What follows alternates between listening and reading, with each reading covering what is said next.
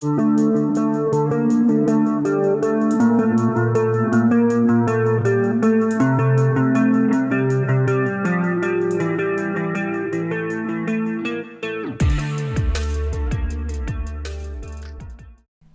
hello and welcome to our review of Brothers Seafood Restaurant in Seekonk. Here we have a quick pan of this small family-owned restaurant, very small. I don't think there are more than maybe 8 to 10 tables total and a bar.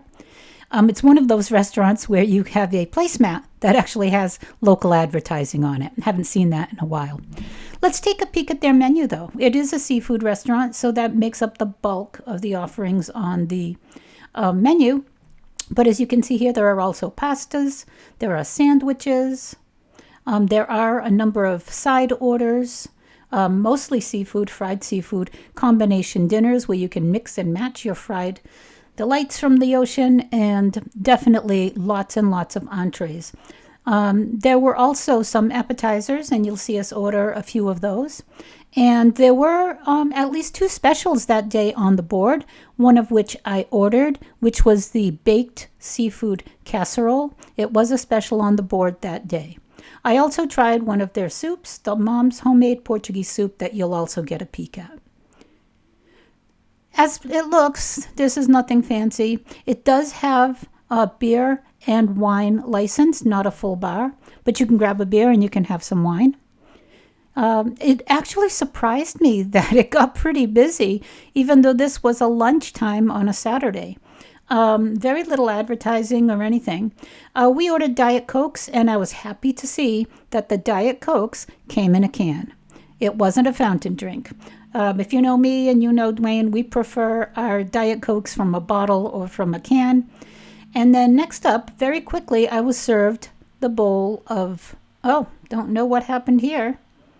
Whatever. But here's the bowl of Portuguese soup. It's definitely kale soup. It had potatoes, kale, a little bit of chouriço, some definite meat, beef of some sort, and some veggies. It also had those tiny little pasta balls that I don't quite know what they're called. This is the stuffed quahog. But here's my soup, and it had chouriço in it, meat in it, kale in it. Couldn't tell if it had cabbage, definitely some beans. And there is the stuffy. Now, you probably would have to go back and stop during one of the shots of the menu, but this stuffy, I believe, was only $3.99, and it was hefty sized. As usual, Dwayne poured his hot sauce and maybe some lemon over his stuffy, and he was going to compare it. He usually orders a stuffy everywhere we go. So here he is diving in, getting a big, it was so hot. It smelled great. And yeah, you know what? He really liked it. He said that it was very well spiced and that the texture was very, very good.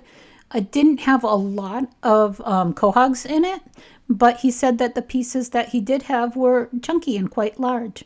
So I would say the stuffy was definitely a thumbs up. Yep, as he enjoys it. I, on the other hand, definitely, you know me, I'm putting the red hot in the soup, but for some reason I just can't stand bland food, and there's something about red hot that does it for me and pretty much everything. So here it is, here's the soup. I don't usually like a lot of pasta in my Portuguese soup. In kale soup, I don't like it at all. I'm not a huge fan of potatoes in soup, so if you're going to put them in soup, this one did it right. The pieces of potato were small, and they were definitely well cooked and tender. The kale was also very tender, and I appreciated the fact that it wasn't oversalted. Sometimes these Portuguese type soups can be oversalted, especially when I've ordered them in restaurants. This one had a very fresh tasting, well seasoned, except for, of course, pepper, which I added more of. And it was yummy. And the kale was tender, like I said. I liked the beans in it. These had pinto beans and not the typical kidney. Anyhow, it was a good bowl of soup. They also brought some crusty bread. It wasn't really Portuguese bread. It looked like it could have been any other white crusty bread, which you could use for dipping, especially with the soup. The chowder crackers came with the soup as well. Dwayne wanted to try a bit of the soup since he is somewhat of a soup connoisseur. We make soup at least weekly, sometimes twice. We prefer it as an appetizer over salad, at least in our house. And he enjoyed this soup as well. And he agreed that it was well seasoned. And he actually did like the little pasta, tiny little pasta balls. I mean, it looks like couscous, but I know it's not. It's some other Italian. I'll look up the name and maybe write it down in the description. As a second appetizer, we ordered the little necks with a white wine butter, olive oil type sauce. It's not a Mozambique. It's not a bouillon pato. It's not one of those typical Portuguese types, but it is Portuguese influenced. The olive oil was very forward here. You can look at the color. You can see that it doesn't have the Goya seasoning, which would make it slightly more red, or perhaps they use less paprika than we normally would. It had very large chunks and lots of it, chouriço. And the little necks were good size, as you can see by that little neck that Dwayne is deshelling right now and about ready to taste. So it was not just a very delicious and yummy, filled with garlic and diced onion cut up and diced very small, but it was huge. We were shocked at how big. There's a shot of the sauce. Dwayne is, of course, dipping the crusty bread. You can see by the color, it's mainly olive oil with maybe a little white wine. Lots and lots of garlic, very finely chopped garlic. And I'm not kidding. This was that serving. It was a big serving. We couldn't even get through half of it. We brought it home.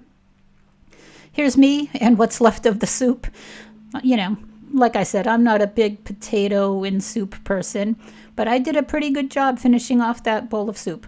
By the way, you can order a bowl, a cup, you can order it by the quart. You can get these appetizers in different sizes. At least you could with the soup. But this was what we had left over after lots and lots of tastes and lots of bites of our little necks. Very, very good appetizer. That's what we had left. We could not eat anymore, knowing we had ordered the entrees that we were waiting for. So we packaged up the rest, and I figured, you know what? Take it home to my mom. Yeah, I could smell the garlic coming from the bowl, so it was definitely tempting to leave any behind, but we knew we had a lot more food coming. There it is. I may even be trying one for that's a huge little neck. Yep, I'm trying to get most of the oil out, even though I know that olive oil is healthy. I'm not the kind of person who really likes things that are more oily. It was very good. It wasn't chewy. It was tender. It was well cooked. I really appreciated the parsley. I really appreciated the diced garlic and a little bit of diced onion. Like I said, my preference would have been one of the versions of that dish that maybe had a little tomato or something to kind of add to the smoothness of the dish overall, give it a little more acid. This one didn't come with that lemony acid. Perhaps it was just a splash of wine. I think it could have used a little more wine or a little acid to kind of deflect on some of the olive oil flavor overall. But at the end of the day, I would still put this up there and give it a good 7 out of 10. And that's what we couldn't eat. That's what was going home with us. And they were very good and gave us very nice containers to take our leftovers home with. And now, this was my meal. This was the baked seafood casserole. I had asked the girl to please not put any of those buttery breadcrumbs or Ritz crackers or anything on top, that I would like it plain. I also substituted the starch, there were several options, for an extra helping of broccoli. Could have had coleslaw, could have had mashed, could have had baked, could have had all kinds of things, including the salad. But I went with broccoli, and I went with the baked seafood with no crumb topping at all. It also was served with generous lemon wedges, 2 here, and some drawn butter. I was shocked at the amount of lobster on this dish, to be honest. Look at that. It was a lot of lobster, and even more so, tons of huge sea scallops. If you're local, live here in New England, or you're used to the prices of seafood, you'll know that the sea scallops are out of control price-wise. Lobster right now is out of control price-wise. So to be able to have that much lobster and that many sea scallops in one dish that was priced like I usually pay for one broiled seafood dinner that doesn't include anything but shrimp, fish, and maybe bay scallops made me very, very happy. Now, Dwayne decided to check out their lobster roll. And we have some close-ups of the lobster roll coming up. That's me getting ready to take the seeds out and put lots of lemon. I do love lemon all over my seafood, which was so perfectly baked it melted in your mouth. Those sea scallops were perfect. Now, Dwayne, always the person who likes to try something a bit more adventurous, ordered fried smelts with some type of marinade, a marinade made out of olive oil and tomatoes and onions. And I don't know if it's Italian or what ethnicity or what type of marinade it was, but the fried smelts came out and they were bigger than the smelts I usually notice when he orders them at different restaurants. You can see here that I'm talking about how much the seafood was delicious, doing my little yum, this is delicious seafood dance. You know, been trying to change my lifestyle a bit and eat a lot more healthy than I have been. So avoiding the fried, going with the baked, making the good choices. And you know what? It's still delicious. It's still worth going out. Still worth trying different things on the menu. Now here are the smelts. The smelts were cut in half, or at least they had the heads chopped off. And you can see just basically fried tails and covered in the marinade. And it was a hefty sized portion. Pretty big. The smelts, like I said, we're used to ordering are usually smaller and deep fried as well. The marinades differ depending on where you get it. We've had it where it was more of a salad dressing, vinaigrette style. This one you can actually see chunks of pepper. And you can see that tomatoey onion base. It's not as vinaigrette-like as it is in some other restaurants. I think the vinaigrette type may be more Italian.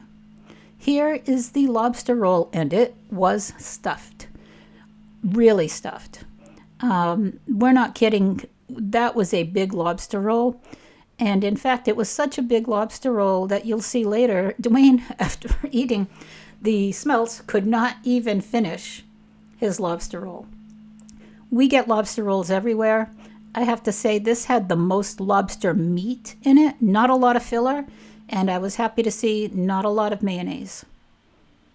No, look at that. We'll get a cross section here. That is stuffed. It was on a typical New England hot dog roll that was buttered and, of course, grilled on both sides, making it crispy as you bite into the lobster itself. And it did have some lettuce on the bottom, which is absolutely necessary to keep the bread from basically getting saturated with the lobster and breaking while you're trying to eat it or letting all the contents of the roll fall through. It was served with some very crispy French fries. Dwayne thought the French fries were perfect. And here he is still attacking that lobster roll. And you can see the plate where the smelts were is now fairly empty. Now, I did a really good job on my lobster and I ate a lot of scallops.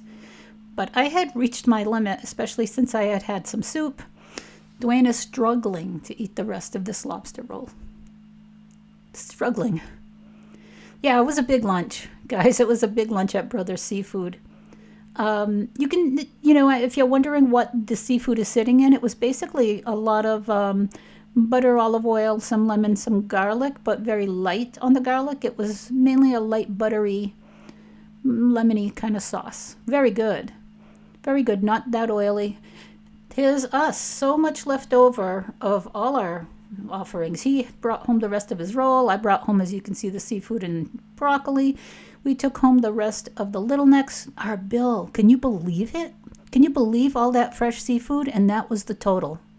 We'll be back again. It's definitely a great value for your money. And here are our closing thoughts. Well, we're at Brothers Seafood, and I'm surprised. How about you? Yeah, it's really good. It's in a strip mall type of plaza in Seekonk, and only 5 miles from Swansea or so. Little sus when I first saw what it looked like. It doesn't look like much, and have seen that on the video already. But wow, the food was amazing. Yeah. Oh yeah, and great price too. And great portions. Big portions. Nice service, very friendly. Very friendly. Yeah. It's very, yeah, family oriented. It was very busy for the middle of the day on a Saturday. And we'd come back here again for sure. Oh yeah, absolutely. I mean, quick dinner, quick lunch. You know, I think if it were a busy period, you'd have to wait for a table. Yeah, but no, that was great lunch. That was Brothers Seafood, Seakonk. I'm stuffed. We're stuffed. We have some leftovers. Oh, lots. Yeah. And thank you so much for watching our videos. Lots more to come. We Yeah. have cruise content and more recipes coming up soon. That's it. So thank you for subscribing. If not, please subscribe, like, and tell your friends. Thank you. See you next time.